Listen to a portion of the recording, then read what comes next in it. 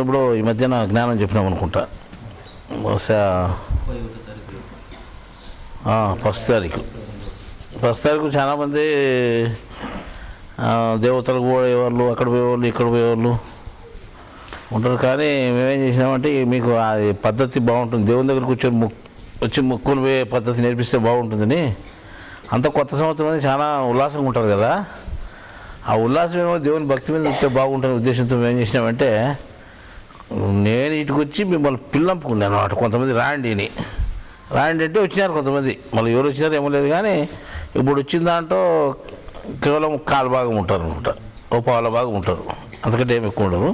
3/4 భాగం ఆబ్సెంట్ అంతా. కానీ ఆ రోజు కూడా మేము కాలాన్ని వృధా చేయకుండా చాలామంది రాత్రిపూట తాగడము, ఎగులాడము, కొత్త సంవత్సరం కేకలు వేసుకోవడము ఇట్లంతా చేస్తుంటారు. కానీ మనం అట్లా పద్ధతి వద్దు, మన జ్ఞానం తెలుసుకునేదంటే వినియోగించుకుంటే కాలాన్ని అని నేను జ్ఞానం కూడా చెప్పినాను. ముఖ్యమైన అంటే మీకు తెలుసు, ప్రతి తూరి ఏ చెప్పినా కానీ కొత్త జ్ఞానం చెప్తారని మీకు అందరికీ తెలుసు. కొత్త జ్ఞానం చెప్పకపోతే నాకు రాదు, అది చెప్పేది రాదు. అప్పుడు ఆ రోజు కొత్త జ్ఞానమే చెప్పినాం, మీకు అందరికీ జ్ఞాపకం ఉంటుంది. కానీ రాని వాళ్ళకి మాత్రం తెలియదు ఏం చెప్పినామని. ముఖ్యంగా దీన్ని ఉంగరమేలు అని ఎందుకంటారు అని చెప్పినాం.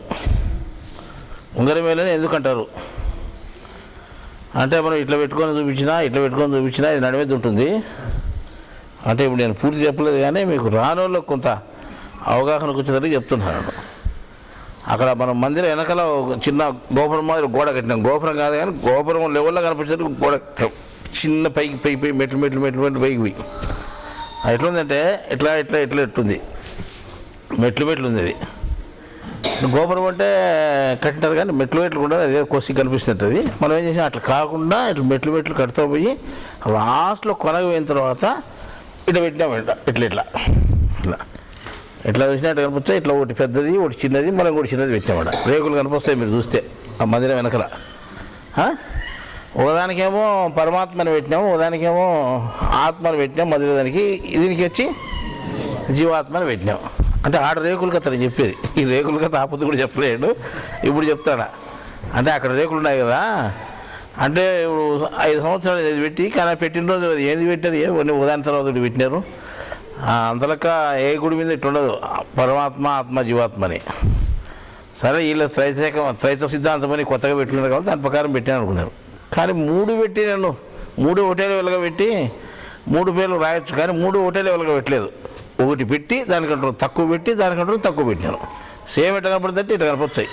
ఒకటి పెద్దది, ఇంకోటి సన్నది, ఇంకోటి సన్నది, అట్లే ఉంటాయి అక్కడ రేకులు కూడా. మీరు వేసి చూడండి మళ్ళీ కావాల్సింటే. కానీ మధ్యలో దానికి ఏం చేసినామంటే ఆత్మని పెట్టినాం అంతే. ఆత్మనే అంటే ఆత్మ ఏ స్థితిలో ఉంది మన శరీరంలో అంటే, శరీరం అంతా ఆవహించి ఉంది.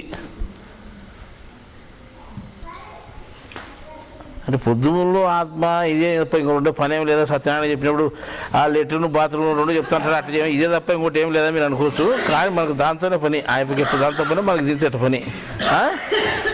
ఈ ఆత్మ ఏం చేస్తుందంటే శరీరం అంతా నిండుకునేది చెప్పినాం, అందరికీ తెలుసు, మీకు తెలిసేది. జీవాత్మ అనేది ఒక్క చోట ఉంది. అంటే మన శరీరంలో శరీరం అంతా లేకుండా, అంటే ఎవరో కొత్త వాళ్ళకి ఇది అర్థమవుతుంది చెప్తున్నాను. పాత వాళ్ళకి మీకు తెలిసి ఎట్లా, ఇప్పుడు నాకే చెప్పే పరిస్థితులు ఉంటారు, మీకు చెప్పాల్సిన పని ఏం లేదు. కొత్త వాళ్ళకి అర్థం కావాలని చెప్తాను. ఏమంటే జీవాత్మ అనేవాడు శరీరంలో ఎవరు అంటే నువ్వే. ఆ నువ్వు అనేవాడిని ఎక్కడున్నావు అంటే శరీరంలో తలభాగంలో మధ్యస్థానంలో మన ముఖం మీద పెట్టుకున్న 4 చక్రాల గుర్తులో కింద చక్రంలో అది 3 భాగాల్లో ఎక్కడో ఒక చోట ఒక్క రవ్వంతా పోయి ఉంటాడు. అంత రవ్వంతా అని కొద్దిగా వాడు శరీరం అంతా లేడు, ఒక చోట ఉండేవాడు. శరీరం అంతా వ్యాపించినవాడు ఎవడు? ఆత్మ అనేవాడు వ్యాపించినాడు. ఇక్కడ లెక్కేసుకుంటే వీడు జీవాత్మగా లెక్కేసుకుంటే దీనికంటే పెద్దోడు ఒకడు ఉన్నాడు. ఆ పెద్దోడు ఏం చేశాడంటే శరీరం అంతా ఆవహించున్నాడు అన్నమాట. అంటే తల వెంట్రుకల దగ్గర నుంచి కాలిగోరు వరకు మొత్తం చర్మం అంతా, శరీరం లోపల చర్మం నుంచి అంత లోపల భాగం శరీర భాగాలంతా ఆవహించుకొని ఉండేవాడు ఆత్మ అని చెప్పాము. ఇంకా అతనికంటే పెద్దవాడు ఒకడు ఉన్నాడు, ఆత్మ కంటే పెద్దవాడు. ఆయన ఆత్మ కంటే వేరుగా ఉన్నాడు, పరంగా ఉన్నాడు కాబట్టి దాన్ని పరమాత్మ అంటారు. దానికి పేరు లేదు కాబట్టి ఆత్మ కంటే పరంగా ఉండేవాడు కాబట్టి దాన్ని పరమాత్మ అంటున్నాం. వాడు ఎక్కడున్నా అంటే శరీరం లోపల, శరీరం బయట మొత్తం అంతటా ఉన్నాడు పరమాత్మ అనేవాడు. ఈ ముగ్గురు స్థితిని తెలిపేదానికి ఈ జీవాత్మ కంటే ఆత్మ పెద్దవాడు, ఆత్మ కంటే పరమాత్మ పెద్దవాడు మనము చూపించి అక్కడ చెప్పినాం. అన్నీ దానికోసమే ఒకదాని తర్వాత ఒకటి పొడుగుది, ఇంకోటి పొడుగుది, ఇంకోటి పొడుగుది, అంటే ఒకటి పుట్టిది, ఒకటి పొడుగుది, దానికంటే పొడుగుది ఒకటి పెట్టాం. దాన్ని మధ్యలో దాన్ని ఆత్మ అని పెట్టినాం. ఈ మధ్యలోది ఎట్లా ఉంది అంటే శరీరం అంతా ఆవహించి ఉంది అన్నమాట. శరీరం అంతా ధరించింది. ఆ శరీరం అంతా ధరించి ఉండేదాన్ని ఏమంటాం?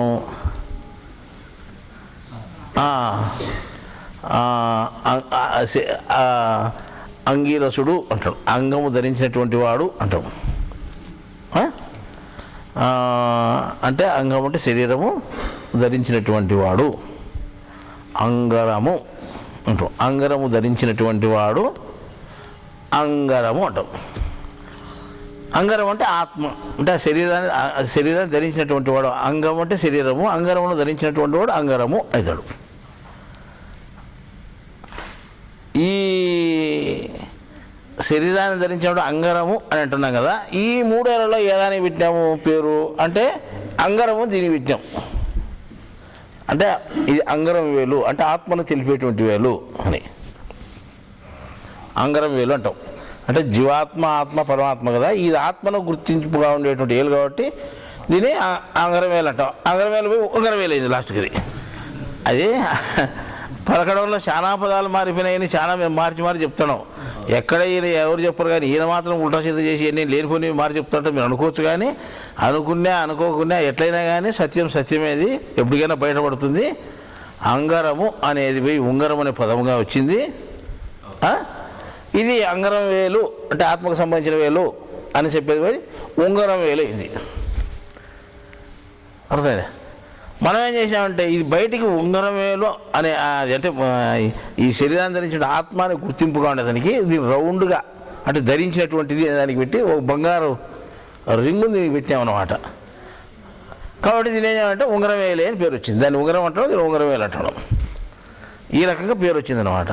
దీనము ఈ ఉంగరం అనేది కూడా అంగరం అనే పేరు దానికి. అసలేదా? ఉంగరం అనేది అంగరం అనే పేరు.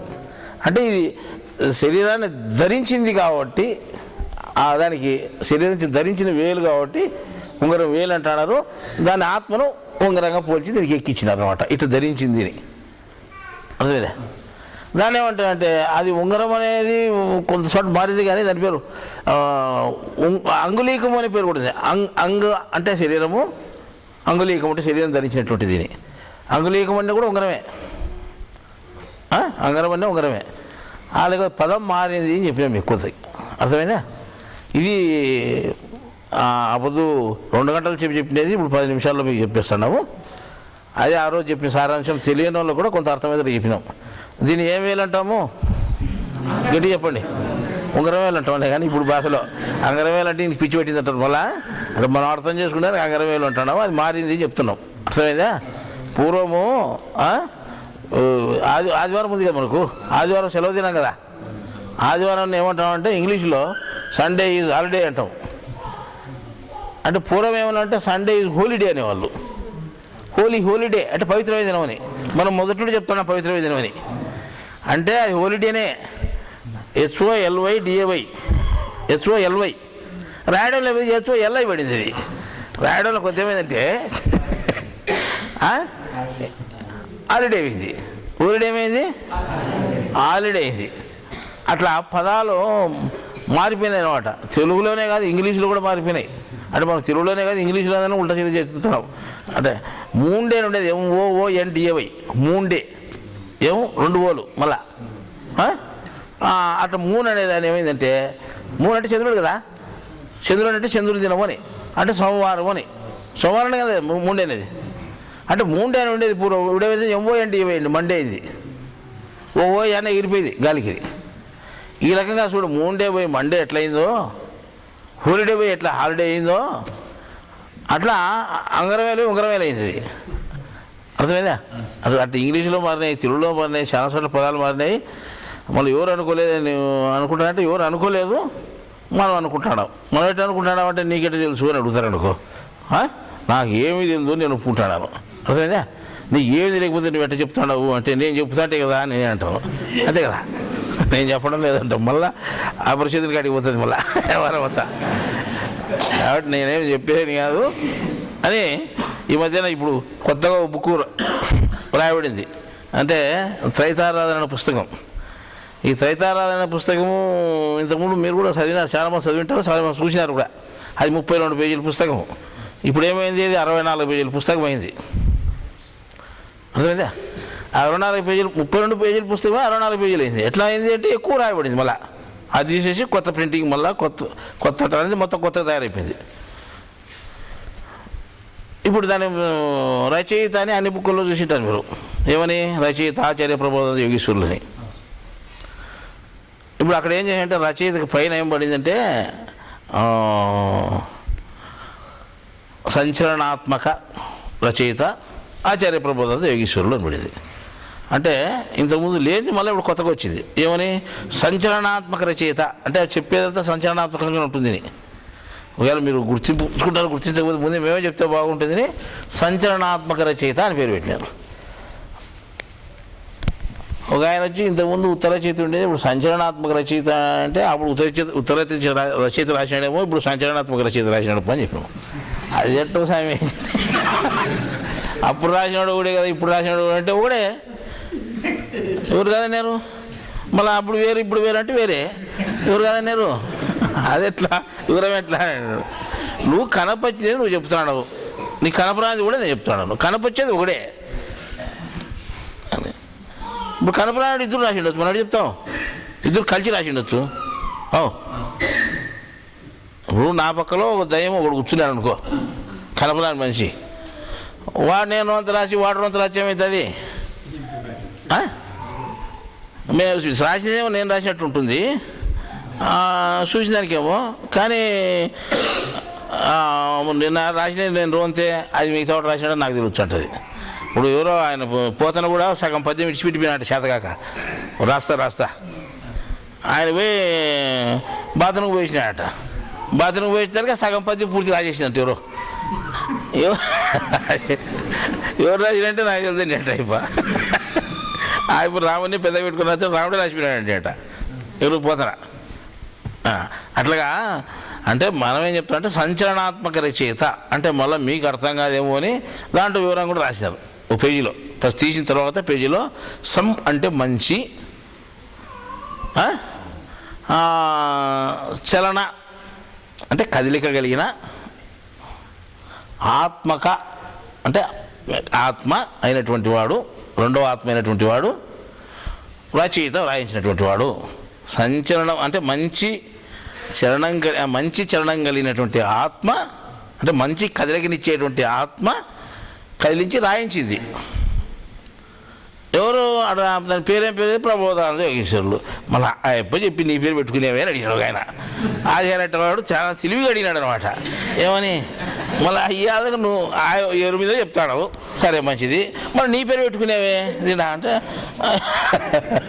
నువ్వు అనుకునేవే నా పేరు నీ కోరి చెప్పినారు. నేను నా పేరు నీ కోరి చెప్పినారు.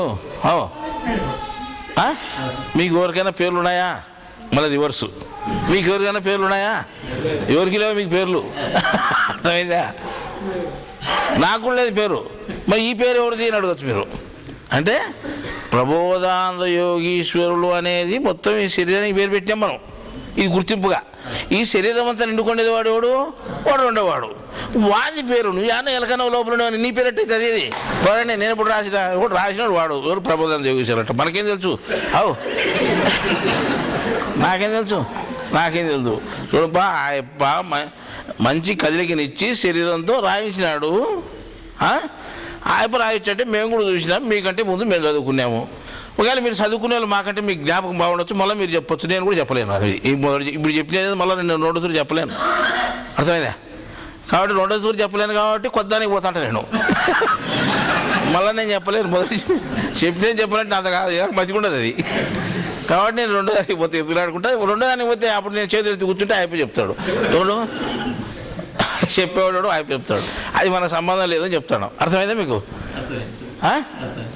సరేలే కానీ ఇంత రామాయణం ఎందుకు. కానీ ఇప్పుడు మనం ఏం చెప్పుకోవాలి ఇప్పుడు కొత్తది అంటే, మనం ఎప్పుడు చెప్పుకున్నా కొత్త జ్ఞానం చెప్పుకుంటాం కదా. సరేలే ఒక కథ చెప్పుకున్నాం ఇప్పుడు ఉదాహరణకు.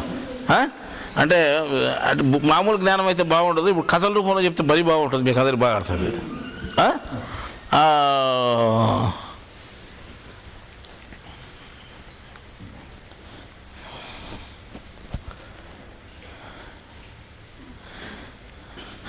అలా ఊర్లో ఒక షేకు అనేవాడు, షేకు ఓలి అనేవాళ్ళు ఇద్దరు ఉండేనట. సాయిబుల్లేకి పోదాం మనం, పొద్దుమూలు ఇందులు కదా చెప్పుకుంటే వాడదు. షేకు ఓలి అనేవాళ్ళు ఇద్దరు ఉండేనట్టపా.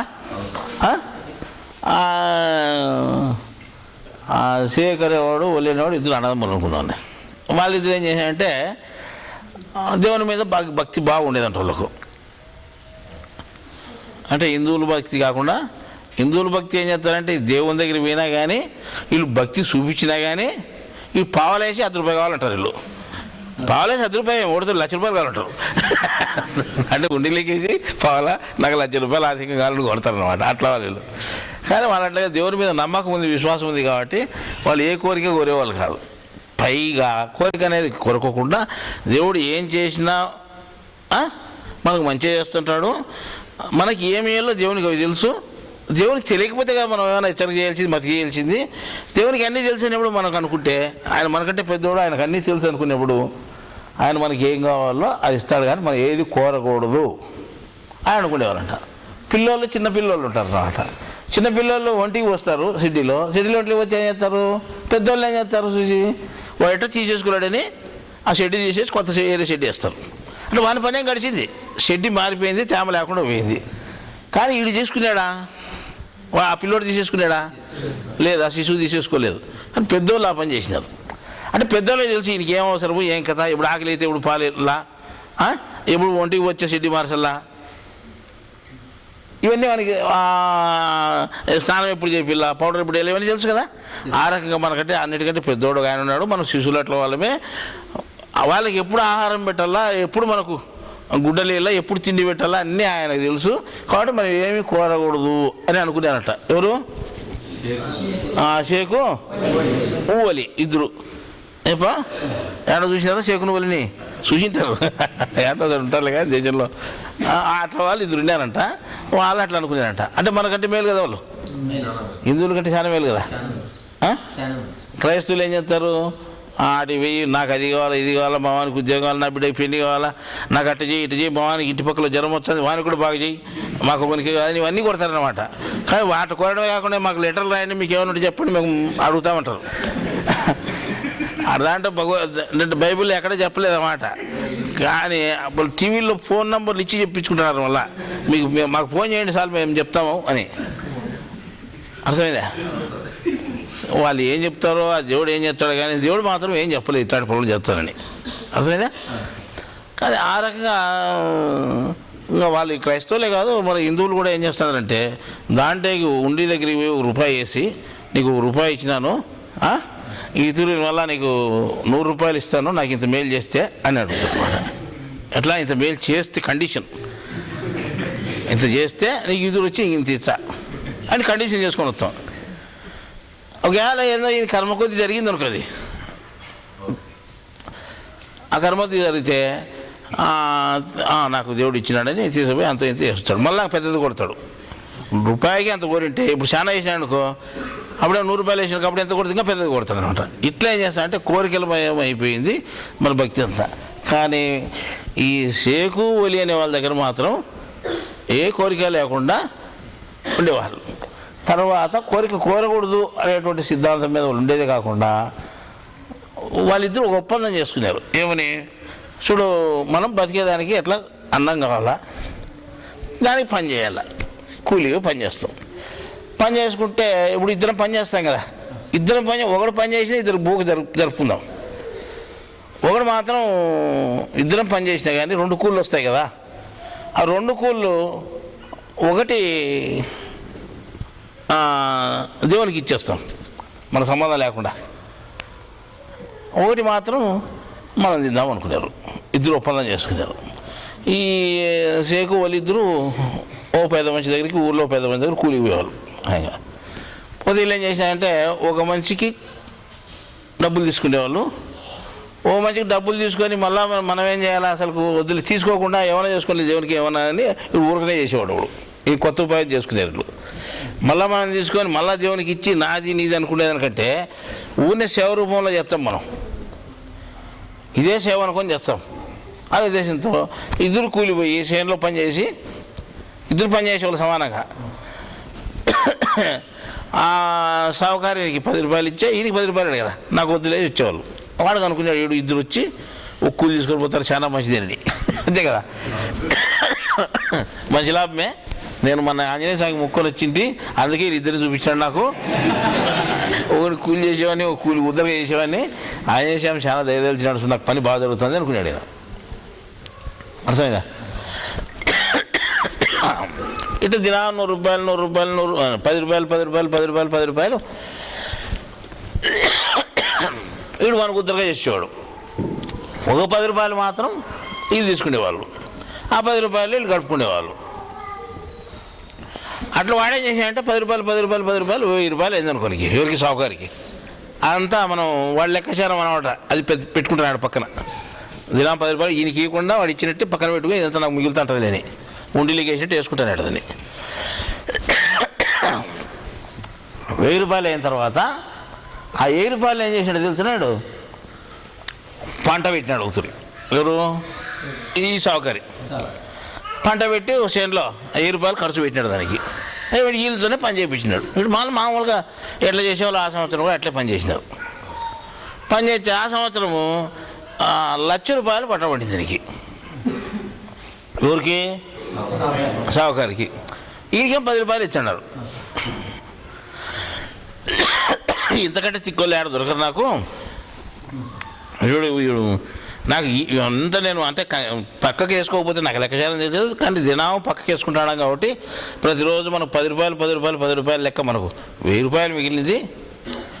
ఆ 1000 రూపాయలని తీసుకొచ్చి మనం దీంట్లో ఖర్చు వ్యవసాయానికి పెడితే 1,00,000 రూపాయలు లాభం వచ్చింది నాకు. అందుకు ఈ లెక్క భలే పనిచేసింది నాకు అనుకున్నాడు. ఇలాది అప్పుడు సంవత్సరానికి పంట పడింది, 1,00,000 రూపాయలు వచ్చింది అనమాట. వీళ్ళు మాత్రం మామూలుగా డబ్బులు ఎప్పుడు తీసుకోలేదు. ఒకటేమో దేవుని సేవ ఏమైనా చేసుకొని మనకు సంబంధం లేదు అనే ఉద్దేశంతో చేసేవాళ్ళు, ఒకటి మాత్రం కూలి తీసుకునేవాడు. అర్థమైందా? ఆ రకంగా చేస్తూ చేస్తూ వానికి 1,00,000 రూపాయలు ఆదాయం వచ్చిన తర్వాత అప్పుడు ఈ 1,00,000 రూపాయలు ఏం చేసినాడంటే ఆ దేవునికి మొక్కున్నాడు కదా ముందు. పోయి ఆడికి పోయి 1,00,000 చూపించి, మన వాళ్ళు లారీ కొనుక్కుంటే తీసుకొచ్చాడు చూపించి తను బుట్లు పెట్టించుకొని పోతారు చూడు దేవుని దగ్గరికి వచ్చి, ఇంకా బాగా జరగాలని. ఆడేం చేయాలంటే 1,00,000 రూపాయలు అధికం వచ్చి ఆడ తీసుకుపోయి దేవుని దగ్గర పెట్టి మొక్కొని వచ్చి ఇద్దరు మళ్ళా పెడితే ఇంకా లాభం వచ్చాది అనుకున్నాడు. ఏం చేసినాడంటే ఆడ తీసుకుపోయి ఆడబెట్టి మొక్కుంటాడు. కోత ఎత్తపోయింది ఏడుదని. వాడు సన్నది 1,00,000 రూపాయలు ఎంత ఉంటాయి అంత కట్టి ఉంటాయి కదా, 5 రూపాయలు కలిగితే సన్న జిప్ బ్యాగులు పెట్టి సన్న బ్యాగులు ఆడబెట్టి ముక్కుంటా అంటే పై అంటే ఇదేమో ఇది సరుకొని అవి ఎత్తపోయినాయి. ఎత్తపోతే అది ఆడబడి దాన్ని ఎంట పడితే అది దొరకలే. ఆడ కనిపిస్తే ఆడబడి కనపడకుండా పోయింది. 1,00,000 రూపాయలు పోయింది ఒకటి. వాడు ఏమో తాపత్రయపడి సుమారుగా బాధపడి అక్కడ ఇక్కడ అని ఎతికిచ్చి ఏమో చేసినాడు. దొరకలే ఎంత ప్రయత్నం చేసినా కానీ. ఏం చేసినాయంటే పోయి ఆడ కూర్చుని ఇటు కూర్చుని ఒక గవాసి కట్టికి పోయినాయి ఒకటి. అది ఓపెన్ చేసి చూసినాయి. చూసి ఇటు చూసి కాదని కింద వరకినాయి. గవాసిలో కిందికి ఆ బ్యాగ్ తీసి వెన వరకినా కట్ట ఆడవారికి పోయినాయి, నోట్ల కట్ట. అది ఎవరింటే వేసినాయి కరెక్ట్ వీళ్ళింటేనే నీకు కూలి పోయాలంటో. ఎంత విచిత్రంగా జరిగింది చూడు. ఈ కూలి పోయాలంటేనే పోయినాయి. వీళ్ళు పోయి మళ్ళీ వాకిలి తీసి వచ్చి మళ్ళీ కూలి పోయినారు. మళ్ళీ సంతకాడి ఇంటికి పోయినారు. సంతకాడి ఇంటికి పోయి వచ్చే మళ్ళీ ఏమైంది ఆడ ఆపి పడింది. 1,00,000 రూపాయలు ఒడుదురుపోయినాయి అనమాట. ఇది ఎక్కడ మనకు అర్థం కాలేదు 1,00,000 రూపాయలు ఎటు వచ్చినాయని. సరే ఎటో పడినాయి అనుకొని ఈడేం చేసినాయంటే ఇది మనకు అంటే ఉచితంగా దొరికింది కదా ఇది, మనం అంటే మనమే సేవ చేస్తున్నాము, దేవుని మనమేం అడగలేదు, ఇది మనం ఎవరిని అడగలేదు, ఏం చేయలేదు, మనకు వచ్చింది ఇది. కానీ మనం లెక్కేసుకునే కానీ నేను సంపాదించిన అంతే కలిసి 1000-2000 కదా అయ్యేది, ₹1,00,000 ఎట్ట అయింది అనుకున్నాడు. అంటే ₹1,00,000 వచ్చింది మనకు, నేను సంపాదించిన 1000-2000 కంటే జాచిలేదు కదా, అట్లా లెక్కేసుకునే ₹10 లెక్కేసుకునే కానీ ₹1,00,000 వచ్చింది ఇది. అంటే ₹1,00,000 మనకు వచ్చినాయి. ఇదంతా ఎట్లా వచ్చింది అనుకుంటే మనం కష్టపడితే వచ్చేది సొమ్ము కాదు కదా, ఇది దేవుడే ఇచ్చినట్టు అనుకున్నాడు. ఇది దేవుడే మనకి ఇచ్చినట్టు కావాలా అనుకొని వాళ్ళు ఏం చేసినారంటే, సరే అప్పటి నుండి వాళ్ళు కూలికేం పోతున్నారు, ఒకడేమో ఖాయంగా కూలి లేకుండానే చేస్తున్నాడు. అదే ఈ డబ్బులు ఏం చేస్తానంటే అది ఉచితంగా వచ్చిన డబ్బులు కదా, ఇంకా మనకి ఎవరు ఇచ్చినారో మనకు అర్థం కాలే. అది కోతి వేసినది తెలుదు, కుక్క వేసినది తెలుదు, ఎవరు వేసేది తెలుదు కదా, ఎవరు వేసేది తెలుసు, అయోమయంగా వచ్చినాయి ఇవి. దాన్ని వీళ్ళు వాడుకుంటూ అంటే దేవునికి కొంత ఖర్చు పెట్టుకుంటూ వీళ్ళు గడుపుకుంటూ వాళ్ళే బాగానే ఉన్నారు. వాడేం చేసినాడు, ఇన్నాళ్ళు కూడబెట్టుకొని పంట పెట్టి అంత పెట్టి సంపాదించుకొని కూలి అంతా ఒకటి రోజు పోయింది అది. వాడు బాధపడుతున్నాడు, వీళ్ళు సంతోషపడుతున్నారు. అంటే బాధ సంతోషము అంటే ఈ డబ్బులు వచ్చినవాడు సంతోషపడాలా, వీళ్ళు ఏమి లేకుండా ఊరుకునే వాళ్ళు మామూలుగా ఉండాల. కానీ వాడు బాధపడము, వీళ్ళు సంతోషపడడం జరిగింది, ఉల్టా జరిగింది. వీళ్ళు ఏం చేశానంటే, ఏరా మీరు ఇంతకుముందు చినిపోయినా గిల్లు దొడుక్కుంటానని ఇప్పుడు మంచంగిలు వేసుకుంటాడని అని అడిగినాడు. వీళ్ళు అంత మంచంగిలు దొడుక్కొని మంచి బూ తినుకుంటే వీళ్ళు మాంసం కూడా మళ్ళీ పనే చేస్తాను వాళ్ళు. అంటే వీళ్ళు ఏం చెప్పినారంటే, లేదా మేము దేవుడిని నమ్ముకొని ఉన్నాం, మొట్టమొదటి నుంచి దేవుడిని నమ్ముకొని ఉండేదాని వల్ల మాకు దేవుడే మంచి చేసినాడు కాబట్టి అది బాగున్నాం మేము అన్నారు. దేవుడు ఎట్లా మంచి చేస్తారా అంటే బుక్కులు చదివింటే మేము అందులో పెద్ద ఆయన కూడా చెప్తాడా, ఏమని నువ్వు ₹1 దేవునికి ఖర్చు పెడితే నీకు ₹100 దేవుడు ఖర్చు పెడతాడు. ఓ పాట కూడా ఉంది అన్నమాట, ఎంత 1 అడుగు నువ్వు ఇచ్చే 100 అడుగులు నెత్తి పైపెచ్చాడని. నువ్వు 1 పైసా దొంగే అది హిందీ పాట, పాత పాట ఉంది నీకు. అంటే ఇందులో నాకు రాదు కానీ పాట అది ఏదో విన్నా నేను పూర్వం మేము పిల్లప్పుడు పాడాను. నువ్వు 1 పైసా ఇచ్చే 100 పైసలు దేవుడు ఇస్తాడు నీకని పాడేవాళ్ళు హిందీలో పాట. 1 పైసా తినేసి 100 పైసా దే కానీ ఒక పాటే ఉందన్నమాట, మహమ్మద్ రే పాడిన పాట.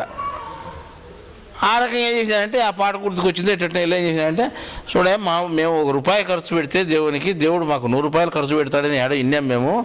ఆ రకంగా నేను దేవునికి సేవ చేస్తూ వచ్చినాము, మేము దేవుని సేవకే మా కూలి వినియోగిస్తూ వచ్చినాము. కానీ మాకు ఎంత లెక్క ఏదో మాకు తెలియదు, కానీ దేవుడు మాకు ఇచ్చింది ఈ రకంగా ఇచ్చినాడు అన్నాడు. అంటే ఈయనకి అనుమానం వచ్చింది, కాదా మనం ₹1 ఖర్చు పెడితే ₹100 దేవుడు ఎట్టించాలా అనుకున్నాడు. ఎట్టించాదాం అనుకుంటే ఇప్పుడు ఇచ్చినాడు, మేము బాగుండాలి ఇచ్చినాడు లేదని అడిగాడు. ₹100 నిజమే, దేవుడు ఇచ్చేది మటుకు నిజమే అన్నాడు.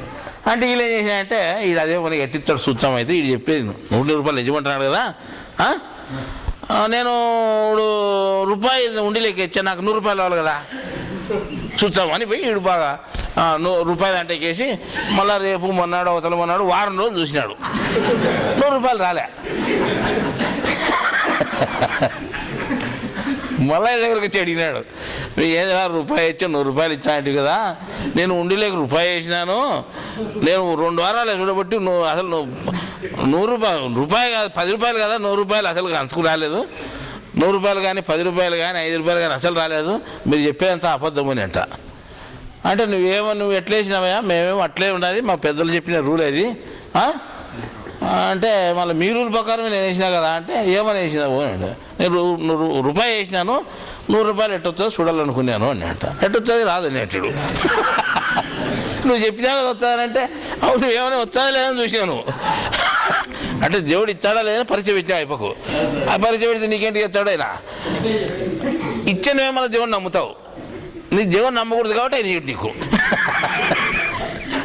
అది భక్తి నెలకి దేవుని మీద నమ్మకము, భక్తి లేకుండా పరిచయం చేయలేటట్టు. భక్తి నాడు విశ్వాసంతో ఉంటాడు, భక్తి లేడని పరిచయం చేస్తాడు అనమాట, ఎంత పట్టుకుంటాడు చూస్తామని. అర్థమైందా?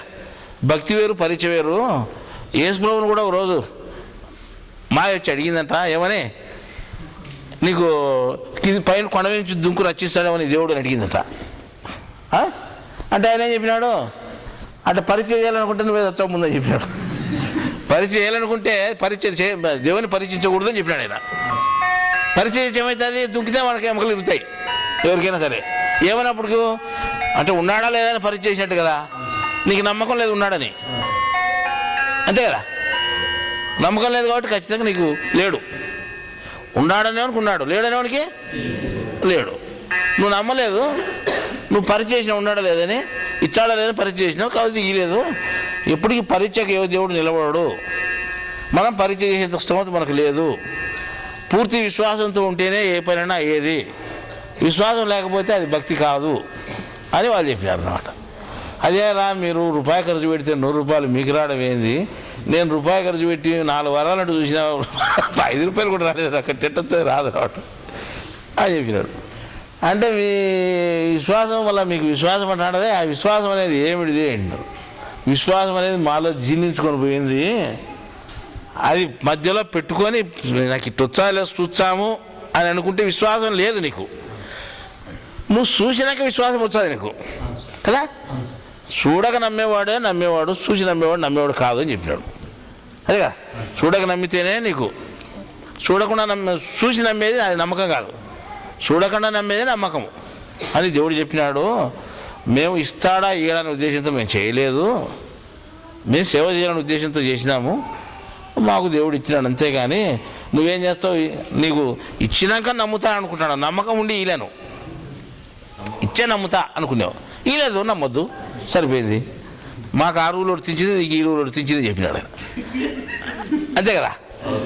అంటే నమ్మకం లేనప్పుడు ఏది కుదరదు అని. దేవుని దగ్గరంతా విశ్వాసం అనేది చాలా ముఖ్యం. పరీక్ష పనికిరాదు. దేవుని పరీక్షించే స్తోమత ఎవరికీ లేదు. నువ్వు ఏ రూపంతో పరీక్షించాలనుకుంటే అది నీకు ఆ రూపంలో నీ దేవుడు దూరం చేస్తాడు. నిన్నే దేవుడు దూరం ఖచ్చితంగా చేస్తాడు అనమాట.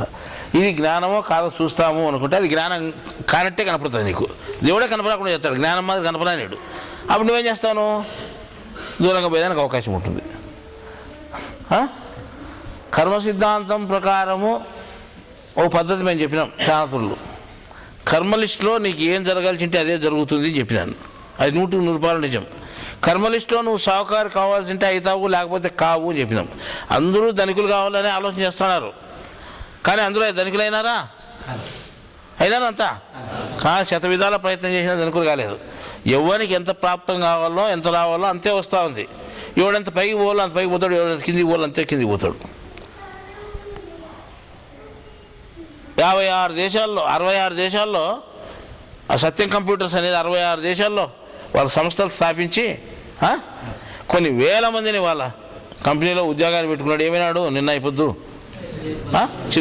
ప్రతి ఒక్కరు టీవీలో చూసింటారు, ఎక్కడ చూసినా జైలు పాలైనాడు. ఇప్పుడు కొన్ని కోట్ల టర్నోవర్లో ఉండేవాళ్ళు ఇప్పుడు ఏమీ లేకుండా జైలు పాలు ఎందుకైనారో చెప్పు. కొన్ని కోట్ల డబ్బులతో రొటేషన్ చేసేవాళ్ళు 500 కోట్లు నెల జీతం వేస్తున్నారు వాళ్ళు. అట్లాంటిది ఈ పొద్దు ఏమీ లేకుండా జీతాలు ఇచ్చేదని కూడా లేకుండా లాస్ట్కి వాళ్ళు లావాదేవీలని హెచ్చుతగ్గులు చేసి మోసం మాదిరి కనపచ్చి ఇప్పుడు వాళ్ళకి అర్థం కాకుండా పోయి ఒకటేతులు మారిపోయానంట. అది బాగున్నాడు, ఒక్క రోజులో మారిపోయానంట అని చెప్పినారంట. వాళ్ళు ఏదో వ్యాపారం చేసింటే ఒక్కటే రోజులో వ్యాపారం దివాళ చేసి మొత్తం పోయినారంట. ఒకటి తూరు తిరగబడింది. ఈ వద్దు జైలు పోయినారు పాపం, బెయిల్ కూడా దొరకదు అంటున్నారు. ఆ రకంగా ఎందుకు మారింది? అటువంటి పరిస్థితి ఎందుకు వచ్చింది? మన కర్మ లిస్టులో ఏముంటే జరుగుతుంది. అర్థమైందా? పెద్దోడు చిన్నగా కావచ్చు, చిన్నోడు పెద్దగా కావచ్చు, కర్మ ప్రకారం అవుతుంట అనమాట. కానీ కర్మకు అతీతమైంది దేవుని జ్ఞానము అని చెప్పినా నేను. దేవుడు కానీ దేవుని జ్ఞానం కానీ కర్మకు అతీతంగా ఉంటుంది, కర్మకు సంబంధించి లేదు. ప్రపంచ సంబంధంగా ఏం జరగాలో అది జరిగి తీరుతుంది కర్మ ప్రకారం అని చెప్పినాం. అది 100% అర్థమైందా? చిన్న యాక్సిడెంట్ అయితే పెద్ద దెబ్బలు ఉన్నారు, పెద్ద యాక్సిడెంట్ అయితే చిన్న దెబ్బల దగ్గరలో ఉన్నారు. అవునా? అర్థమైందా? ఇంకా పెద్ద యాక్సిడెంట్ అయిన ఊరు దెబ్బల దగ్గరలో ఉన్నారు. అర్థమైందా? ఇంతకుముందు 3 వారాల కిందట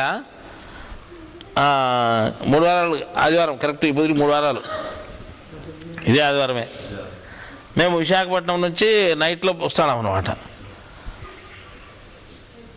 అప్పుడు 1000 కిలోమీటర్లు ప్రయాణం చేసినాము. మళ్ళీ తర్వాత కూడా మళ్ళీ 1000 కిలోమీటర్లు ప్రయాణం చేయాలనే ఉద్దేశంతో వస్తాను. అంటే మాకు టైం అట్లాంటిది అన్నమాట. రాత్రిపూట ప్రయాణం ఎప్పుడు చేయము. చాలామంది చెప్తున్నారు రాత్రిపూట ప్రయాణం చేయొద్దంటే అని. మేము కూడా ఎప్పుడు చేయం. ఈ మధ్యన ఒక 5-6 ప్రయాణాలు రాత్రిపూటే పడినాయి తప్పనిసరిగా. ఇంకా తప్పనిసరి పరిస్థితుల్లో చేయాల్సి పని వచ్చింది. అట్లాంటప్పుడు మేము నైట్లో ప్రయాణం చేస్తున్నాము. బాగా 1:30 టైం. ఆ టైంలో 2 లారీలు యాక్సిడెంట్ అయినాయి రోడ్లో. ఒకటి ఆటో నిలిచిపోయింది, ఒకటి పక్కన నిలిచిపోయిందట. అలా 5 నిమిషాలకే మేము కొట్టాం దాన్ని. అంటే కనపరాలి, అది ఇక్కడ ఫోకస్కు కనపరాలి. చూడరు అసలు అడ్డం ఉంటుంది. ఎవరు అనుకోరాడా రోడ్డు క్లీన్ ఉంటుంది. ఏమైనా ఉంటే పక్కన పెట్టుకుంటారు బండ్లు. రోడ్డు అడ్డం ఎవరు పెడతారు? దగ్గర పోయినా కనిపించింది. 120 కిలోమీటర్ల స్పీడ్తో పోయి బండి. అది ఎండోవర్ బండి కదా, 20 లక్షల రూపాయల బండి. అది స్పీడ్తో పోయేది. బ్రేక్ వేసిన కంట్రోల్ కాలే. బ్రేకు అది టైర్ రాసుకునే కానీ నిలవాలి బండి. పోయి గుద్దేసింది. పెద్ద యాక్సిడెంట్ మొత్తం. ముందర డ్రైవర్ ముందర తగిలితే ఇవంతా పెరుకోరు మీద ఇవన్నీ ఇవంతా పోయి ఆ డోర్లు ఈర్లు అద్దాలు ఇద్దాలు పైసలు అయిపోయినాయి. ఈ జోయిలో జిబాయోలో ఇన్ని గాజులు పోయినాయి. నాకు ఇటు చూసుకుంటే మూట ఉన్నాయి. కానీ చిన్న గీత కూడా పడలేదు మాకు. అర్థమైనా? చిన్న గీత కూడా పడలేదు ఒక మనిషికి ఎక్కడ కూడా. అంటే ఎదురుగా తగిలితే ఆ దెబ్బకి కొట్టుకోలేదు మనం మనుషులు పోయి. చిన్న గీత కూడా పడలేదు మనిషికి.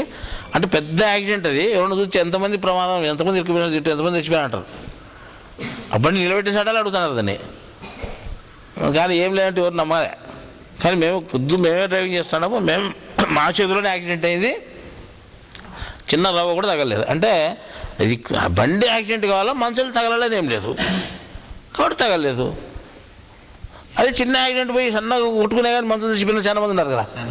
చాలా మంది చూసినట్లేను. అది ఎంత ఏం జరగాలో అదే జరుగుతుంది అనేది మనకు నిరూపణగా జరిగింది అనుకున్నాం మేము. ఆ శబ్దానికి ధనాన్ని కొట్టుకుని శబ్దానికి ఆగిపోతుంది. అట్లుంటుంది పరిస్థితి. ఆ రకంగా అది ఏదైనా కానీ ప్రతిదీ కర్మ లిస్టులో ఎంత కొలుతుంటో అంత కొలితే ప్రకారమే జరుగుతుంది. నా తెలివికి నేను తప్పించుకుంటాననేది కాదు. లేదు నా తెలివి తక్కువతో తగిలినాననుకునేది కాదు. ఏది కాకుండా కానీ ఏది జరగాలో జరుగుతాయి. అట్లాగనే షావుకారు కావాలంటే షావుకారు అవుతాడు. అంటే అది ఉంటే లిస్టులో ఉంటే కర్మ లిస్టులో. బీదోడు కావాలంటే బీదోడు అవుతాడు. ఇప్పుడు ఆ సత్య కంప్యూటర్ చోడు ఉండేవాడు ఆ జైలు ఇరుక్కొని ఎత్తి పిలబడే పరిస్థితి కర్మ ఆ రకంగా జరిగింది. ఈ రకంగా ఎవరికి ఏమైనా జరగచ్చు, ఎప్పుడైనా ఏమైనా జరగచ్చు. అది తెలియకుండా నేనే చేసుకుంటాను అది అనుకోవడము చాలా పొరపాటు అని చెప్తున్నాం. నేను చేసుకుంటాను, నా తెలివితో నేను సంపాదించినాను, నా తెలివితో నేను పోగొట్టుకున్నాను, నా తెలివితో నేను పోగొట్టుకున్నాను పొరపాటే. నా తెలివితో నేను సంపాదించుకున్నాను అనుకునేది కూడా పొరపాటే. ఎవరిది ఏమి లేదు. మనుషులకు ఉండేటువంటి బుద్ధికి ఉండే చేస్తులు కూడా నేనేం చెప్పినాడు దేవుడు. అంటే నీ బుద్ధికి ఉండే ప్రభావం ఏదో ఎవరు ఉన్నారు అది కూడా దేవుని ప్రభావమే. అది కర్మరీత్యా జరిగేదే. వాళ్ళకి తెలివి ఎక్కువ ఉందంటే అది తెలివి ఎవరిది? దేవుడిచ్చినదే. తెలివి పని చేయలేదంటే ఎందుకు చేయలే? దేవుని వల్లే చేయలేదు. లోపల ఆడిచోడు ఉన్నాడు, దాని ప్రకారం జరుగుతుంది. భగవద్గీత అంతా చెప్పిన తర్వాత లాస్ట్లో ఏం చెప్పినట్టు వీళ్ళకి ఇంకా అర్థమైందో లేదని చెప్పి నేను బొమ్మలను ఆడించినట్టు ఆడిస్తాను మిమ్మల్ని అన్నాడు ఆయన దేవుడు. మీరు ఆడుతున్నారు అంతే తప్ప ఏమి లేదు పోనాడు. అయినా అప్పటికి కూడా అర్థం కాలే. భగవద్గీత అనితులు తిప్పేసి చదివింటాం మనం. చదివిన వాళ్ళు ఎంతమంది ఉన్నారు? అయినా కానీ వాళ్ళు ఏం చేస్తారంటే తెలివిగా మాట్లాడి మేమే సంపాదించుకుంటున్నాము, మేము ఇట్లయితే నష్టపోతాము, ఇట్లయితే బాగుపడతాము. జ్ఞానంలో వారానికి నెలకూతురు వీటికి వచ్చి పోయినా కానీ మాకు ఛార్జీలు అవుతాయి, మాకు నష్టం వస్తుంది, మేము సంపాదించుకోలేము, మేము బాగుపడలేము, మేము బీదోళమైన ఉంటాం అనేవారు కూడా ఉన్నారు. అంటే జ్ఞానం విన్నా కానీ 30 సంవత్సరాల నుంచి జ్ఞానం విన్నా కానీ మళ్ళీ ఏం చేస్తారంటే మేము కోలుకోలేకుండా అప్పుల్లో ఉన్నాం, గడ్డన పడాలని రాలేనడం నాటు. అంటే నీ సొంతం తెలివితో నువ్వు అప్పుల్లో బయటపడాలని నాకు ఈ ఛార్జీ మిగిలిన మంచిది అనుకో, నువ్వు తెలివితో మిగిలితే అవి మిగిలితే ఎట్లా ఎన్ని మిగిలించుకుంటున్నావు సహకారం అవుతావు కాదు. కర్మరీత్యా నువ్వు ఏది ఉంటే అవుతావు, లేకపోతే లేదు. అన్నీ తెలిసి మళ్ళీ అదే మాట్లాడుతున్నానంటే నేను చెప్పినట్టు వానికి 5 పైసల జ్ఞానమే అర్థమైంది అని అర్థం. నేను చెప్తాను ఇప్పుడు జ్ఞానం చెప్తున్నాను, నేను చెప్పే జ్ఞానం అంతా మీకు అర్థమైందని నమ్మకం లేదు నాకు. మీకు 60 పైసలు కానుంటే 50 పైసలు కానుంటే 40 పైసలు కానుంచి లాస్ట్ పైసా అర్థమయ్యేలు కూడా ఉండొచ్చు, 5 పైసలు అర్థమయ్యేలు కూడా ఉండొచ్చు. అట్లే వీళ్ళకి నేను చెప్పిన జ్ఞానం అంతా ఎక్కలేదు. ఎక్కిన వాళ్ళ మాదిరి యాక్షన్ చేసినారు వీళ్ళు. ఎక్కింటే ఎందుకు మాట్లాడతారు? మేము జ్ఞానంలో ఉంటే బాగుపడలేము, అప్పులైనా ఈ అప్పులు తీరేంత వరకు పక్కనుంటే అప్పులు తీరినా కొత్త లెటరు అంటే నీటమా ఇవన్నా అట్లా వాళ్ళు కూడా ఉన్నారన్నమాట. ఈ రకంగా మనం దేశాల్లో ఏం చేస్తాయంటే మనుషులు సొంతం మేమే చేసుకుంటున్నాము అనే లెక్కలో ఉన్నారు. ఆ రకంగా ఈ సావుకారు వాళ్ళిద్దరిని బీదోళ్ళని చూసి వీళ్ళు బాగుపడినారని చెప్పి వాళ్ళని అడిగితే మేము దేవుని సేవ చేస్తున్నామే, ఏం చేసినా మమ్మల్ని దేవుడే బాగుపరిచినాడు, మేమేం చేసుకోలేదని వాళ్ళు దేవుని మీద పెట్టినారు. అంతే కదా, వాళ్ళు ఉన్నది నడి చెప్తారు. మీరు రూపాయి ఖర్చు పెడితే దేవుడు 100 రూపాయలు ఇస్తా అంటాడు కదా అని, నిజమేనా అంటే 100 రూపాయలు నిజమే అని చెప్పినారు వాళ్ళు. మాకు జరిగింది కదా అన్నారు. సరే అయితే మేమేమన్నా డబ్బులు సంపాదించుకుంటే మిగిలించుకుంటే మాకు ఎప్పుడు మేము మిగిలించుకోవాలని ఆశ ఉన్నా, ఇప్పుడు మేము 1,00,000 రూపాయలు సహకారులము ఎటైనా అంటే దేవుడు ఇచ్చినది మాకు అని చెప్పినాం. చూసుకో ఆపొద్దు ఇప్పుడు మేము తిప్పబడతాం, ఆపొద్దు ఏం చేస్తానో ఇప్పుడు అదే చేస్తాం, మేము పెద్ద వ్యాపారం చేయలేదు నీ మాదిరి అన్నారు. అంటే ఇదేదో బాగానే ఉంది సూత్రము అని 10 రూపాయలు వేసి చూసినాడు దంటేకి. 10 రూపాయలు వచ్చాలి అనుకున్నాడు, 10 రూపాయలు 100 ఇద్దరు అయితే 10 రూపాయలు వచ్చాది అనుకున్నాడు. 7 రూపాయలు కాదు 100 రూపాయలు కూడా రాలే లాస్ట్కి. నెలలో చూసినా రాలే, ఓపిక చచ్చిపోయలే మీరు తప్పుడు కూతలు చూసినారని. ఇవన్నీ అబద్ధం మాటలు. ఇట్లా ఆడ జరగలేదు మాకు, మళ్ళీ మాకు జరగలేదు అన్నాడు. నీకు జరగలేదేమో మాకు జరిగిందాడు, మళ్ళీ నాకెందుకు జరగలేదు అన్నాడు. అంటే నువ్వేమని వేసినావు? అది చూస్తామని వేసినా 10 రూపాయలు మళ్ళీ రాలేదే, నెల్లుంటి చూస్తానంటే చూస్తానంటే ఆడిస్తాడు ఈడు నీకు అని చెప్పాను. దేవుడు ఈడు, ఎందుకంటే నువ్వు వేసినదేమి, నువ్వు నమ్మకం లేదు దేవుని మీద. 100 రూపాయలు వచ్చి అప్పుడు నమ్మదామని అనుకునేవు, అంతే కదా. ఇంత నాకేం పోయింది ఎలకనగానే ఊరు వద్దనుకున్నాడు ఆయన. ఇంత పని లేదు నాకు అవసరం అని ఆయన నీకు 5 పైసలు కూడా నీకు 10 రూపాయలు నీకు నట్టమే, 1 రూపాయి కూడా వచ్చింది దీనికంటే అని చెప్పినారు. అంటే మీకు అట్ట జరగడమే మాకు ఇట్ట జరగడం అంటే మాకు నమ్మకం ఉంది, మాకు విశ్వాసం ఉంది. నువ్వు చూసిన తర్వాత చూస్తామనుకుంటాడు, వచ్చిన తర్వాత అప్పుడు కావచ్చు దేవుడు పెద్దవాడు అని చెప్దామని అనుకునేవాడు. నువ్వు విశ్వాసం చేసినావా, పరిచయం చేయాలని వేసినావు. అట్లుండకూడదు. పూర్తి విశ్వాసం అనేది దేవుని మీద మనకుంటేనే జరిగేది ఏదైనా కానీ. విశ్వాసం లేని పని జరగదు. ప్రపంచరీత్యా ఏం జరగాలో అదే జరుగుతుంది నీకు అని చెప్పారు. ప్రపంచరీత్యా మేము కూలీలమే, మాకు వచ్చేది 10 రూపాయలు ఇది కూలి. ప్రపంచరీత్యా జరిగేది అంతే మాకు, అంతే కదా. మేము ఎంత బుదినాల్లో అంతే బుద్ధి తింటాను. 10 రూపాయలని 20 రూపాయలని 50 రూపాయలు ఎంత తింటా అంతే తింటాము మేము. మాకు ఎంత ఉండాలో అంతే ఉంది, ఇప్పుడు ఎంత ఉండాలో అంతే ఉంది, అంతే కదా. మేమేం కావాలని తెచ్చుకోలేదు, పోవాలని మేమేం చేసుకోలేదు. మేము దేవుని సేవ చేయాలనుకో ఓ మంచి చేయాలనుకున్నాము, ఇద్దరము చేయలేదు. ఓ మంచి దేవుని సేవ చేయాలనుకున్నాం, ఓ కూలి తీసుకుంటాను. ఆ బుద్ధట్టే పోతాం, ఈ బుద్ధట్టే పోతున్నాం. ఇప్పుడు మేము లక్షాధీశం కాలేదు మీరు అయినారంటే ఓ మాకు మేమైనా మళ్ళీ ఎందుకు కాలేదు, నీకు అనుభవం లేదు ఏం చెప్తావు అని చెప్పి ఆ రకంగా లెక్కేసుకుంటే దేవుని పరిచయం చేయకూడదు అని చెప్పినట్లు సూత్రం. అంటే మీకు అంత నమ్మకం పెట్టొచ్చింది అని లేదు. మా అమ్మ మా నాయన పుట్టినప్పుడే దేవుని మీద నమ్మకం నేర్పించినారు. 5 ఏళ్ళ పిల్ల పుట్టినట్టు మాకు దేవుడే పెద్ద, మనకు మేము మీకు పెద్ద కాదు అని చెప్పినారు. మా కోసం మీరు బతకాలి. మమ్మల్ని తల్లిదండ్రులు ఏం చెప్తారు మామూలుగా హిందువుల్లో, మీరు పెద్ద అయితే మమ్మల్ని దాకాని అంటారు. మీరు మీ పని చేసి మీరు మమ్మల్ని కూర్చోబెట్టి సాగాలంటారు. వాళ్ళు ఏం చెప్పలేదు, ఏం చేసినా దేవుని కోసం చేయండి అని చెప్పినారు. వాళ్ళు మా కోసం చేయమని చెప్పలేదు వాళ్ళు, మా పెద్దలు కూడా. మీ పెద్దలు ఏం చెప్తారు, ఎలా మిమ్మల్ని అప్పుడు దాకలే ఇప్పుడు మమ్మల్ని మీరు దాకని అంటారు. మా వాళ్ళు అట్లా చెప్పలేదు. మమ్మల్ని దేవుడు చూస్తాడు, మిమ్మల్ని దేవుడు చూస్తాడని చెప్పినాడు. ఇప్పుడు మేము మిమ్మల్ని చూస్తాడా, మీరు అప్పుడు మమ్మల్ని చూడాలేమో చెప్పలే. వెంటగా చెప్తాడు వాళ్ళంతా, మేము మిమ్మల్ని దాకుతామంటారు. వీళ్ళు దాకుతున్నా వీళ్ళు ప్రపంచానికి వీళ్ళు తాకినట్టు ఉంటుంది. మళ్ళీ పెద్ద అయినాక వాళ్ళు ఇళ్ళని తాకినట్టుంటుంది. దాంట్లో అవకతవకలు ఎన్నో, అంతే కదా. వాడు నాకు సరిగ్గా చదువు చెప్పలేదు ఈడంటాడు చిన్నప్పుడు, పెద్ద అయినాక వాడు పిల్లలు సరిగ్గా పువ్వు పెట్టలేదు ఈడంటాడు, అంతే కదా. కొడుకులు సరిగ్గా పువ్వు పెట్టలేదని తండ్రులు అంటారు, తండ్రి సరిగ్గా చదివలేదని కొడుకు అంటారు. ఈ రకంగా ఓరి మీద ఒక రావణ పనులు చేసుకుంటారు. కానీ మా పెద్దోళ్ళు ఏం చేశారంటే, మమ్మల్ని సాకేవాడు మిమ్మల్ని సాకేవాడు ఇద్దరు దేవుడే, మేమేం మిమ్మల్ని పెద్ద పెట్టి సాగలేదు, అందరినీ చూసేవాడు దేవుడే మమ్మల్ని, కాబట్టి మీరు ఎప్పుడు దేవుని సేవ చేసుకుంటారని మేము కూడా అట్లా చేసుకుంటాము అని చెప్పినారు. మేము అదే పద్ధతిలో ఉన్నాము అని చెప్పారు. మాకు అట్లా చెప్పినారు మా పెద్దోళ్ళు. కాబట్టి మాకు పేర్లు కూడా ఏం పేరు, ఒలి షేకు అని పేరు పెట్టినారు.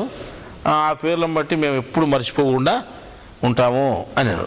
షేకు ఒలి పెడితే ఏమిరా మర్చిపోకుండా ఉండేది అంటే, షేకు ఒలిలో ఏముంది అన్నారు. అంటే మా పేర్లు అట్లే ఉన్నాయి, షేకు ఒలినే. ఈ షేకు ఒలిని పెట్టిన తర్వాత దేవుని సేపు ఎప్పటికీ మర్చిపోకుండా ఉంటాం మేము అన్నారు. అంటే అదేమట్లా పేర్లలో ఏముంది అన్నారు. షేకు ఒలి కదా ఏముంది, ఆ దాంట్లో మొదటి వచ్చింది దీంట్లో మొదటి వచ్చింది తీసుకో, సేవ అవుతుంది. దీంట్లో రాష్ట్ర వచ్చింది దీంట్లో రాష్ట్ర ఏమవుతుంది, కూలీ అవుతుంది. అర్థమైందా, ఒకటి సేవ ఒకటి కూలీ మా ఇతర పడ్డాడు. ఒకటి సేవ ఒకటి కూలీ. మా పేరులో సేవా కూలీ అని పెడితే బాగుంటుందని షేకు కూలీ అని పెట్టారు చెప్పారు, అంతే కదా. రెండు మొదటి వచ్చాలు తీసుకుంటే ఏమవుతుంది, షేక్ అవుతుంది, సేవ అవుతుంది. రెండు లాస్ట్ వచ్చాలు తీసుకుంటే ఏమవుతుంది, కూలీ. అందుకే ఒక కూలి తీసుకునేది నేను వాళ్ళు, మేము కూలి తీసుకుని ఒకటి సేవ అని చెప్పారు. కాబట్టి మాకు దేవుడు ఇచ్చినాడు. మాకు ఆ పేర్లు అనేది మా పెద్దలు చెప్పించిపోయారు ఎప్పుడు సేవ చేసుకోండి. కానీ ఈ పేర్లు మాకు ఇట్లే ఉంటాయి, ఈ పేర్లు మాకు గొప్ప అనుకున్నాము. మేము ఎప్పటికీ ఒకటి సేవ ఒకరు కూలీ చేసుకొని పోతున్నాము. అప్పుడు ఎట్ట పోతాము, ఏమి ఇచ్చినా దేవుడు చేయాల్సింది మాకు చెప్పినాము. అంటే ఇద్దరిలోనే ఒకరు కూలీ ఒకరు సేవ అని చెప్తే, అంటే మేము నలుగురం మా ఇంట్లో మళ్ళీ ఎవరు మేము నలుగురం చేసినా బాగుపడలేదంటే నువ్వు అట్లా చేయలేదు. కాబట్టి అది బాగుపడేది దేవుడు ఏం చేయడు. నువ్వు ఏం చేస్తావో దేవునికి చెయ్యి, దేవుడు ఏం చేయాలో నీకు అది చేస్తాడు. అంతేగాని నువ్వు బాగుపడాలా ఇట్లా చేస్తే నాకు నూరింతలు ఇచ్చాడని ఉద్దేశంతో పెట్టుకొని చేయొద్దు. మేము అట్లా చేయలేదు. కానీ పెద్దలు చెప్తాను కానీ మేము ఆ ఉద్దేశంతో మేము చేయలేదు. మేము దేవుని సేవ చేయాలనే ఉద్దేశంతో చేసినాం. కాబట్టి దేవుడు మాకు ఈ రకంగా చేసినాడు. చూడు, ఇప్పటి నుండి నువ్వు ఏం పని చేసినా కానీ కొంత కూలి చేయి, కొంత సేవ చేయి. అంటే నీ బతుకు తెరకు కొంత చేసుకో కూలి, అంటే నీకు వచ్చే ఆదాయం కొంత ఏం చేస్తావు, నువ్వు వచ్చిన ఆదాయాన్ని సేవ రూపంలో వినియోగించు. అంటే నెల రోజులు పని చేస్తే 15 నాళ్ళు కూలి చేసి 15 నాళ్ళు సేవ చేయమంటావా అంటాడు. అంటే నేను ఏమి చెప్పను అని చెప్పినారు వాళ్ళు.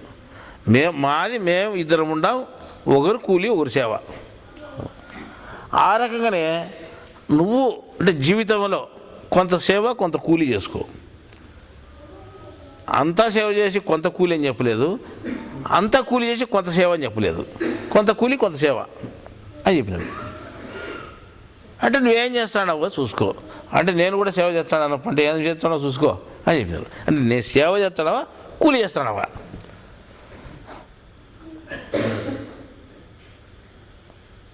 ఇప్పుడు నేను ధర్మానికి స్వామి పని మీద పోయించినాను. స్వామి పని పోయించినాను. ఎట్లా పోయించినావు? స్వామి పని కోసం పోయినావు. స్వామి పని కోసం పోతే నువ్వు నీ డబ్బులు ఉపయోగించుకొని నీ డబ్బులతో నువ్వు పోయి నీ డబ్బులతో నువ్వు ఖర్చు పెట్టుకొని నీ డబ్బులతో ఆ పని చేసుకొని వచ్చేమవుతుంది, సేవ్ అవుతుంది. అర్థమైందా? అంటే కాకుండా మనం ఏం చేసినామనుకో, ఇప్పుడు దేవుని డబ్బులే మనం ఉపయోగించుకొని ఇప్పుడు మందిరం పని ఉంది, మందిరం పనికి నేను పోతున్నాను. ఆ మందిరం పనికి పోయేటప్పుడు నేను కారులో పోవాలా అని అనుకుంటాం మనం లోపల. కారులో పోతే ఎంతతో ఖర్చు అవుతుంది? చాలా డబ్బులు ఖర్చు అవుతుంది. అదే బస్సుకు పోతే ఏమైనా ఖర్చు అవుతుంది? తక్కువ ఖర్చు అవుతుంది. ఇప్పుడు బస్సు పోయినా కారులో పోయినా సొంత డబ్బులు ఉపయోగించాలి. నేను సొంత డబ్బులు ఉపయోగించాలి కాబట్టి బస్సులో కార్లో పోతే ఎక్కువ అవుతుంది నాకు. కాబట్టి నేను ఏం చేస్తానంటే బస్సులో పోవాలని చూస్తాను. ఈయనేమి చాలా మర్యాద ఉంటుంది, ఆయనకు పెద్ద గురువు నువ్వు కారులో పోకుండా బస్సులో పోతే ఏమో అంటుంది అని ఆయన అంటాడు అనుకో, మన ఆచార్య వాళ్ళు. నా డబ్బులు పోతాయా నీకేమి నువ్వు దండి చెప్తావు అని అంటావు. ఎందుకంటే పెట్టాల్సింది నా డబ్బులు కదా. లేదనుకో మనం దేవుని డబ్బులు తీసుకునేమనుకో అప్పుడు ఏమవుతుంది, అది కూలి అవుతుంది. లేదు మన డబ్బులు ఖర్చు పెట్టి చేసినామనుకో ఏమవుతుంది, సేవ్ అవుతుంది. అందుకే మేము ఒత్తులు ఏదో పని పడింది ఇట్లే దేవుని పని కోసం పోతున్నాం. దేవుని పని కోసం పోతాను, దేవుని పని పేరు పెట్టినాము, ఇది దేవుని పని, దానికోసం పోతున్నాము. పోతా అంటే ఆచార్య ఏమంటాడు, లేదు కార్లో పోవాలంటాడు. లేదు నేను కార్లో బస్సులో వస్తాను నేను, ఎందుకంటే ఎవరి పని ఇది, దేవుని పని. కాబట్టి మనం డబ్బులు ఖర్చు పెడితే ఏమవుతుంది, అది దేవుని డబ్బులు మనపై కూలి చేసేట్టు అవుతుంది. దేవుని డబ్బులు ఖర్చు పెట్టి మళ్ళీ అటొద్దు సమయం నేను బస్సులో వస్తానని చెప్పి అట్లా ఆ రకంగా మేము ఏం చేస్తామంటే అప్పుడప్పుడు ఏం చేస్తాము, అది కూలి సేవ అని రెండు లెక్క వేసుకుంటాం మనం. కూలి చేస్తున్నాం, సేవ చేస్తున్నాం అని. అంటే ఎప్పుడు కూలి చేసే ఉద్దేశం ఉండాలి కానీ సేవ చేసే ఉద్దేశం ఉండకూడదు. అర్థమైందా? ఇప్పుడు రాత్రి 1 గంటకు లేస్తాము, 1 గంటకు లేచి దీని గురించి ఆలోచన చేస్తాం అనుకో. దీని గురించి ఆలోచన చేసినప్పుడు మనకు నేను ఇంతసేపు వేరే పని చేసుకుంటే లెక్కొచ్చు కదా, దీని గురించి ఆలోచన చేస్తాను, నాకు జ్ఞానం ఏం చెప్పాలి ఏం కదా అని జ్ఞానం పనో లేకపోతే మందిన పోనో లేకపోతే ఇంకో పని ఏదో చేస్తాను కదా. దీని గురించే మనం యంత్రాధికం వచ్చింది మనకు నష్టమే కదా అనుకుంటే ఏమవుతుంది, ఇది లేదా పెట్టింది లెక్క వేసుకుంటే మనకు ఏమవుతుంది, లేదా ఆధికం వచ్చింది నేను ఈ పని చేసింది ఇంత ఆధికం వచ్చింది లేని అనుకుంటే ఏమవుతుంది, కూలి అవుతుంది. ఏ ఆధికాన్ని ఆశించకుండా పని చేస్తే ఏమవుతుంది, సేవ్ అవుతుంది. ఇది అట్లా ప్రతి నిమిషము నాకు ఈ పని చేస్తే ఇంత డబ్బు వస్తాయని ఆలోచన చేయకుండా మనం చేస్తూ ఉంటే సేవ్ అవుతుంది. అంటే మనం డబ్బులు ఆశించుకోకుండా మనం పని చేస్తే సేవ్ అవుతుంది, మనకెట్ట గడుస్తుంది అనుకుంటే అర్థమైందా? నీకు ఎంత రావాలో అంత వస్తుంది ప్రపంచ రీత్యాలు ముందే చెప్పినాం. ఎంత పోవాలో అంత పోతుంది అని కూడా చెప్పినాం. నాకు మళ్ళీ వాటికి పోయింటే ఎంత నష్టపోయింది అన్నాం అనుకో, ఇది పోకుండా కూడా నష్టపోతుంది. ఒక చోటికి పోయింటే నష్టపోయినావు అనుకుంటే ఒక చోటికి పోకున్నా కానీ నీ జీవితం ఏ రూట్లో నడచాలో ఆ రూట్లో నడుస్తుంది. అసలు ఆలోచన చేస్తే అంతేగాని నువ్వు చేసుకునేది ఏమి కాదు. అది ప్రపంచరీత్యా జ్ఞానం లేకపోతే కర్మరీత్యా ప్రతి ఒక్కటి జరుగుతూ ఉంటుంది. ఒక్క జ్ఞానం మాత్రం కర్మకు అతీతమైంది. దేవుడు కానీ దేవుని జ్ఞానం కానీ కర్మకు అతీతంగా ఉంటుంది. కర్మ లెక్కలో వేసి చూడకూడదు దీన్ని. అర్థమైందా? అంటే మనం ఇప్పుడు చిన్న కథ చెప్పుకున్నాం కదా, మనం కర్మ లెక్క ప్రకారం అయితే వీళ్ళు కూలీళ్ళే, కర్మ లెక్క ప్రకారం పోతే వాడు మామూలుగా సావుకారే. కానీ ఈయన ఉద్దేశం వేరు వాని ఉద్దేశం వేరు కాబట్టి వీళ్ళు ఎట్టుండే వాళ్ళు అట్టే ఉన్నారు. ఏ స్టేజ్లో ఈడేం పని చేస్తున్నాడు వాడేమో చెప్పించుకుంటున్నాడు, అది అట్లే ఉంది స్టేజ్ ఏమో. కానీ ఈయనకి ధనం చేకూరితే వానికి కొన్ని ధనం పోయింది. ఆ రకంగా మార్పు ఉంటుంది. మనం ఆ మార్పులు ఎట్లుంటాయి అంటే ఏ లెక్కాచారానికి లేని మార్పులు అవి. లెక్కాచారానికి తేలబోయి లెక్కాచారానికి తేలే మార్పులు కాదు. ఒక రోగం వచ్చింది, ఒక మందు వేసుకుంటే ఆ మందు లోపలికి పోయి పని చేస్తే ఒక రోగం పోతుంది. ఒక ట్యాబ్లెట్లో 4 రకాల మందులు ఉంటాయి, 4 రకాల మందులు. ఆ 4 రకాల మందు ఒక్కోటి ఒక రకంగా పనిచేస్తుంది. పోతే ఆ శరీరం లేకపోయి ఆ రకమైన పదార్థం పనిచేసినప్పుడు ఈ రోగం పోతుందని ఉంటుంది పద్ధతి. ఆ మందు వేసినా కానీ ఆ రోగం పోలేదు. కానీ రోగానికి మందులు ఉంటాయి, వేస్తా అంటే పోతాడాయా? పోలేదు. ఒక 4 రోజులు మింగితే ఆ రోగం పోతుంది. ఒకనికి 2 రోజులు మాత్రం మింగుతానే పోతుంది. ఒక రోజు మింగుతానే పోతుంది. ఒకరికి కంటిన్యూగా మింగినా పోలేక వాడు ఏరే డాక్టర్కి పోతాడు, ఏరే ఊరికి పోతాడు. ఇక అర్థమైందా? ఇవంతా ఎందుకు? కర్మను బట్టి ఉంటుంది.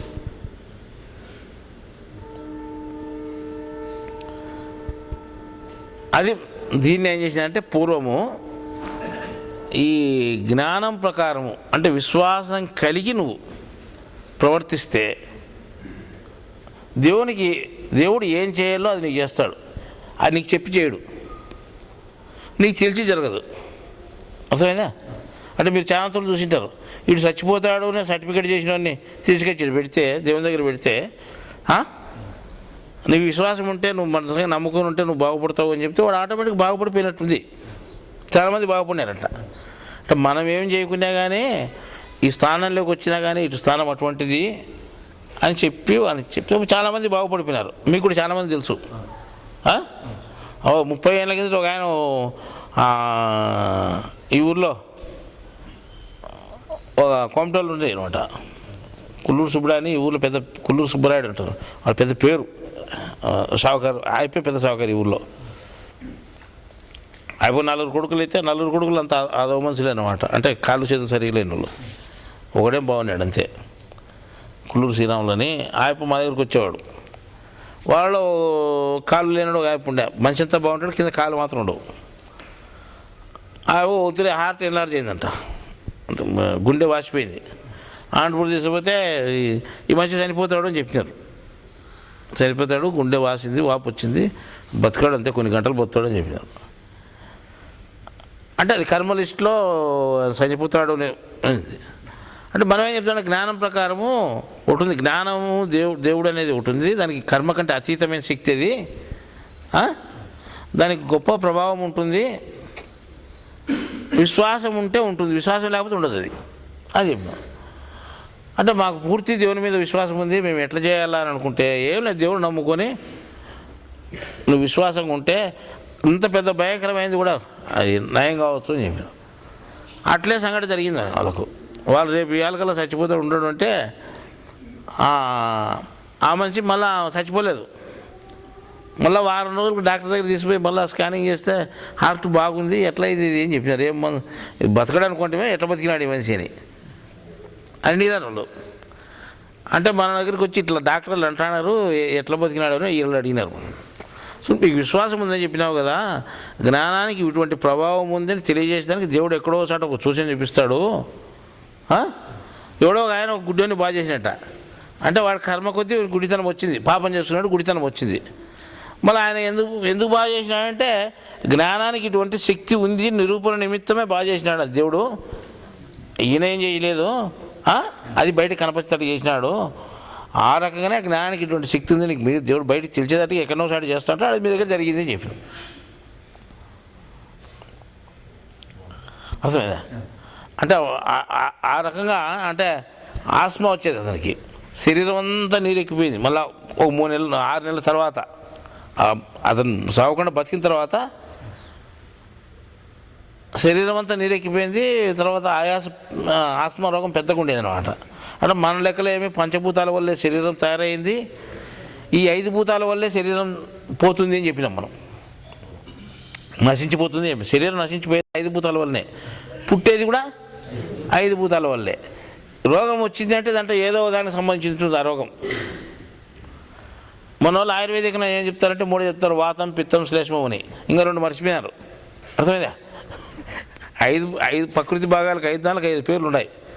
వాతం అంటే వాయు, అర్థమైందా? అంటే వాయువుని ఒకటి, వాళ్ళకు కూడా తెలుసు వాయువుని వాతం అంటారులే, వాయువుని. ఇలా ఆ రకంగా ఈ వాయువు ఒకటే కాకుండా 5 భాగాల వల్ల వచ్చే రోగాలు 5 ఉన్నాయన్నమాట. ఇప్పుడు ఆస్మా, ఉదాహరణకు ఆస్మా తీసుకుంటాం, ఇది గాలి వల్ల వచ్చేది. అది గాలి వల్లే కదా, ఎగతెగుతుంటారు చాలా మంది. ఇది గాలి వల్ల వచ్చేది తెలుసు. అది ఇప్పుడు గాలి అణిగిపోవాలంటే గాలిని నువ్వు అణిగిపో అని చెప్పేవాడు ఉండాలి. నీరు ఒళ్ళంతా నీరెక్కిపోయి ఒంటికి రాకుండా అని బిగించి పై అంతా వాసిపోయింది అంటే శరీరంలో నీరు ప్రాబ్లమే కదా అది. దాని అప్పుడు ఆ నీరుకు ఏం చెప్పేవాడు ఉండాలా, మందు వేయకుండా, మాత్ర వేయకుండా, ఇంజక్షన్ వేయకుండా నువ్వు తగ్గిపో అని చెప్పేవాడు ఉండాలి. అది ప్రకృతి ఎవరు చెప్తే ఉంటుంది, వారికంటే పెద్దోడు చెప్తే ఉంటుంది. ఏ భార్య అయినా కానీ ఎవరి మాట అనుకున్నా 3 చెప్పిన మాట వింటారు అనమాట. అది పద్ధతి, వినాలని ధర్మం, రూలు. అట్లాగానే పరమాత్మ చెప్పిన మాట ప్రకృతి తింటుంది, కానీ ఎవరి మాట ఎందుకు ఇంకా అంతే కదా. పరమాత్మ ఆధీనంలో ఎవరుంటారు, ప్రకృతి ఉంటుంది. ఆ రకంగా గాలి, నీరు అంటే ఆ పొద్దు చెలరేగిన రోజు తుఫాన్ రూపంలో చెలరేగినాయి కదా ఇక్కడ సముద్రంలో. ఒక ఆయన చెప్తే నువ్వు అణిగిపోతే అణిగిపోయింది అనమాట. అది అంటే పెద్ద భయంకరమైన తుఫాను, నీళ్ళు పైకి లేస్తున్నాయి, గాలి బ్రహ్మాండంగా ఉంది. అట్లా కూడా ఆ గాలి నీళ్ళు వేసినప్పుడు ఏమైంది, బయట తుఫాన్ అయింది. తుఫాన్ అయింది. మన శరీరంలో లేచి ఏమవుతుంది, ఆస్మ అవుతుంది, అఫ్ అని ఆస్మ అవుతుంది. ఒక శరీరం అంతా నీళ్ళు నిండుకుంటుంది అన్నమాట, ఒంటికి పోకుండా. ఈ రకంగా ఉంటుంది మనకు. ఆ సముద్రంలో ఆ రకంగా ఉంటే లోపల ఈ రకంగా ఉంటుంది. అంటే శరీరంలో బయట ఉండేదే శరీరంలో ఉంటుంది మనకు. ఆ లెక్కకి వేసుకుంటే మనకు ఈ ప్రకృతిని శాసించే, అంటే కర్మను శాసించే శక్తి ఎవరికి ఉంటుంది, దేవునికి తప్ప ఎవరికి ఉండదు అన్నమాట. దాన్ని ఏమనేవాళ్ళంటే మన తలవరాతను తిరిగి వ్రాయడం అంటారు. దాన్ని చెరిపేసి కొత్త రాతను రాయడం. అది ఎవరికి జ్ఞానంలో దేవునికి ఒక్కరికి సాధ్యమవుతుంది. దాని పూర్వము తిరగవ్రాత అనేవాళ్ళు. అంటే తిరిగి వ్రాసేది తిరగవ్రాత. ఆ తిరగవ్రాత ఏమైంది, కొంతకాలానికి తిరవాత అయింది.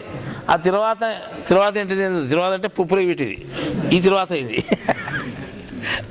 అంటే పప్పులో పెట్టి తిరువాత అయినా కానీ అంతవరకు రుచి ఉండదు. ఇది పెడితే మారుతుంది. అట్టగానే మనం కూడా అంతవరకు ఒక రకంగా ఉండే వాళ్ళు తిరగవ్రాత పడిందంటే మారిపోతాం. ఆ తిరగవ్రాత కోసం మనం ప్రయత్నం చేయాలి. రాసేవాడు దేవుడు. మన నొదటి వ్రాతను తిరిపి రాసేవాడు శక్తి ఎవరికి ఉంది, దేవునికి ఉందన్నమాట. కాబట్టి తిరగవ్రాతను గురించి ఆలోచన చేయాల్సింది మనము. మన ఉద్దేశం ఏమంటే దేవుని సేవకే మన జీవితం అంకితం చేయాలనే ఉద్దేశంతో నువ్వు సేవ అనేది ముఖ్యంగా పెట్టుకొని చేస్తూ జీవితం గడుపుతూ ఉంటే మంచిది.